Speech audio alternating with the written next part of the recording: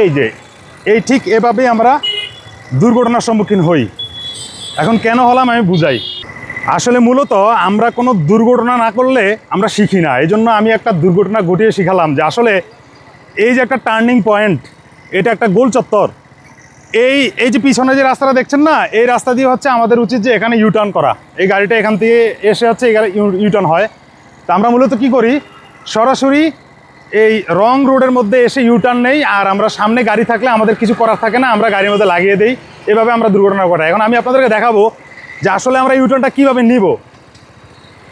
এই যে এভাবে দেখুন, এই যে এই ধরনের গোল চত্বরে আমরা ঠিক এভাবে ইউটার্ন নিব। এই যে অটোওয়ালা ভাই যেভাবে ইউটার্ন নিচ্ছে, এই ঠিক এই যে এভাবে ইউটার্ন নিতে হবে।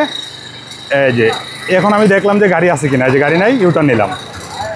আর আমি প্রথম যেভাবে দেখালাম সেটা সম্পূর্ণ রং, এভাবে ইউটার্ন নেওয়া যাবে না।